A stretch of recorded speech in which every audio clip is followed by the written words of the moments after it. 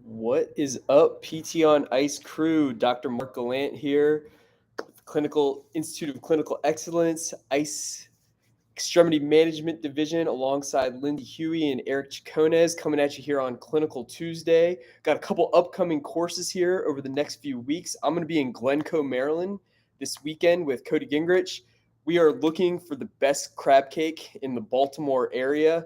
We do not want to go to the Ramada Inn to get crab cakes this time. So if we can get any recommendations for great crab cakes, that'll be very appreciated. And then Lindsay Huey is going to be in Tempe, Arizona the weekend of August 6th. So if you're not in the Mid-Atlantic area, not joining us this weekend, but you're out on the West Coast and want to hang out with Lindsay, I'm sure she's going to be having a great time out there. Here there's a camping trip that might be involved. So definitely go check out Lindsay's course in Tempe, Arizona if you're in the area.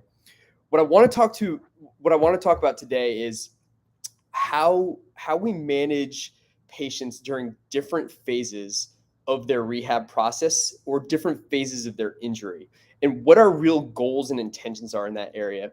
And the reason I want to talk about this today is I've been listening to a lot of Paul Kaloran's information and taking in a lot of Paul's content over the past few weeks.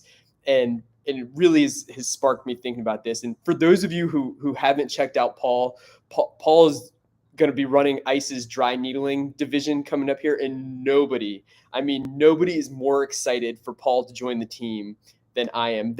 Every once in a while, you come across humans that just really seem to level up your game as far as physical therapy and really change the way you practice and the way you think about material. And I've known Paul for about 2 years now. And every time I'm around Paul, I feel like my game gets leveled up a bit. So I am pumped to start taking these ice dry needling courses in the fall. If you haven't signed up for them already, I can't recommend them enough. And just getting in the room with Paul, as far as tissue healing times and anatomy and really specific ways on how to treat these pathologies out, I just can't recommend Paul and his material enough. So definitely check those out. A lot of these ideas that I'm about to talk about today are directly taken from Paul. So I hope I don't steal his thunder too much for courses that he's about to present on. But we really want to get intentional with how we're managing patients during each phase of their healing. And when we're talking about outpatient orthopedic physical therapy, there's really four main phases of intervention, or four main phases of healing that we're going to go through. There's the acute phase, the inflammatory phase, there's the proliferative phase, there's the remodeling phase, and then there's the return to function or return to sport phase if the person so chooses to go through that. And we need to know what our specific intent during each of these phases really is. We talk a lot about load and building tissue resilience, but that is not always the case during every single phase. Each phase is going to have its own unique goals and intentions for it. So I want to talk about the acute phase today. So in the acute phase, there's going to be 5 main goals or 5 main intentions that we're going to have for our treatment. So that acute phase is typically the first 3 to 5 days. Oftentimes the person has had a relevant recent trauma or some aggravating factor that has flared one of their tissues up.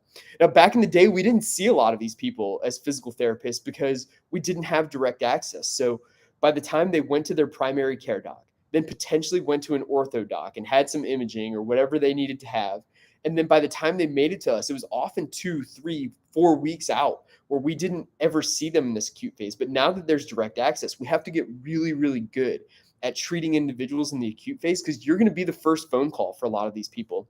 A lot of these people are going to have a lot of trust in you. And when they have that acute flare-up, that reactive tendinopathy, that injury, you're going to be the first phone call. So we need to know what to do during this phase. So the 5 key things that you're going to do during the acute phase. Number 1 is we need to protect the tissues. This is not the time where our focus is going to be on load resilience and overloading the tissues. These tissues are actually injured. We need to protect them from more aggravation. So unloading the tissue, avoiding the aggravating activity for the short time, really getting them out of postures that tend to be a threat. That is our number 1 priority during this very brief 3 to 5 day acute phase period. So protecting the tissues is number 1. Number 2, we really want to maximize and increase venous blood flow, venous return, and lymphatic return. So we want to get the fluid system really moving in these people. We know that when there's an acute injury, that cytokines, substance P, all these inflammatory markers are going to rush to the area to start the healing process, which is great. It's exactly what we want to happen. But those are chemical irritants. So we want them to get in there and do their job, but then we want to be able to flush them out and bring new good blood flow with new healing nutrients and proteins and all of those things in the system. We want to keep that flowing, and there's typically going to be some level of swelling, and we want to be able to cycle that in and out as well. How are we going to do this to get more venous blood return and more lymphatic? Well, number one is cardiovascular exercise. So if the person has an upper extremity injury, it's pretty easy there. We're just going to have them hop on a bike. We want to get their heart rate elevated, have them riding that bike so that heart is pumping good blood flow, creating that venous return, that lymphatic drainage, really getting it going. If they have a lower extremity injury and they can't get on a bike, then we're going to use seated ski erg, have them hop on an assault bike and just use the arms, maybe an arm bike, anything we can do to get the blood flowing. Another option here is some of the exercises that you may hear us vilify quite often. Things like ankle pumps, things like shoulder pendulums. These lower level exercises that should not be a mainstay in your later on rehab, this is the time to use them. During this acute phase where we're just trying to promote blood flow and venous return, this is the time to go ahead and have that person knock out some ankle pumps every hour or hit some of those shoulder pendulums just to get blood flow to the area. The third option here, which Paul Kaloran is going to teach us a lot about in the fall, once that dry needling gets rolling up, is needling with stem to some of the larger muscles that aren't in the injured area. So hitting muscles like the vastus lateralis, the glutes, the upper traps, muscles that can create a big pump but aren't the actual damaged tissue that are just going to promote a lot of blood flow. That's going to be your three best options as far as that venous return lymphatic fluid. So we've got protect the tissue, we got promote venous return and lymphatic motion. Number three is to lower inflammation. Now, everything we talked about in number two is also going to assist with lowering that overall inflammation by getting the fluid circulating, getting that good blood flow. What I mean by number three is lowering the overall inflammatory profile. If we can have the inflammation system in the body or the overall inflammation profile of the body even lower, it will allow the body to focus on the acute local inflammation that's going on. So we really want to look at things like cutting out processed sugar. Can we decrease alcohol during this time? Can we cut the gluten out of the diet? Everything that we can possibly do to lower the overall inflammatory profile is going to be wildly beneficial during this phase. In addition to that, staying really well hydrated.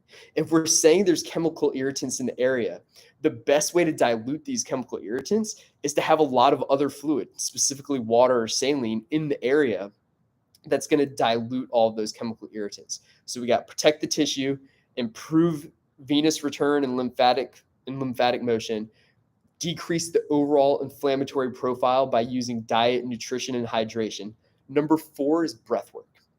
We really want to get these people out of that sympathetic drive that we know anytime you have an acute injury, the brain is going to go into, and nervous system is going to go into that sympathetic drive, that fight or flight, because it's trying to figure out what's going on.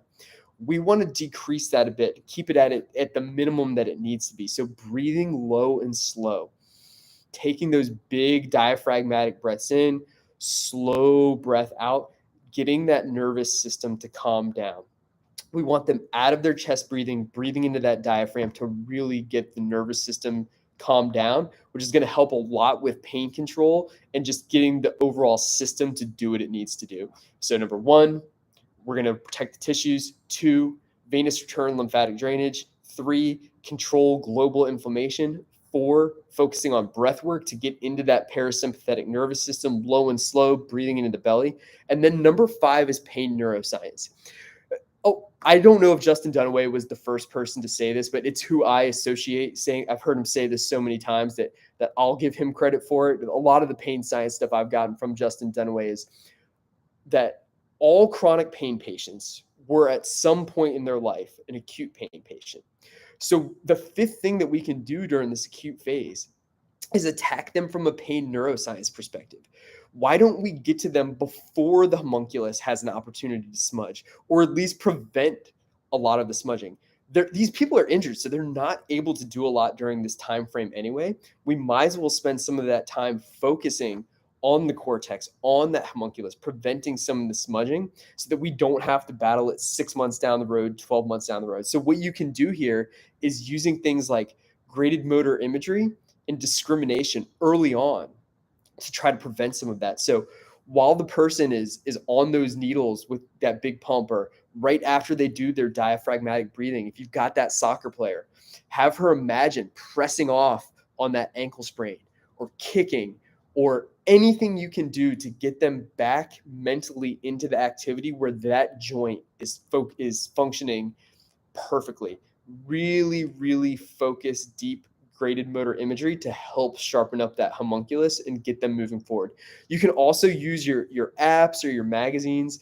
Let's say the person had a right ankle sprain from playing soccer. You're going to have her circle every right ankle she sees in the magazine. There's a bunch of apps you can use to work on this discrimination, but starting that early while they've got some free time because they can't do all the activities because they're letting things heal during that acute phase, have them go ahead and rock that app or that magazine 3 or 4 times a day to get that cortex really primed and to try to prevent some of that smudging of the homunculus. So again, just to recap, protect the tissues, maximize venous return and lymphatic drainage, blood flow overall, fluid exchange. Number 3, control inflammation by controlling it globally. Cut the processed sugar, cut the gluten, cut the alcohol.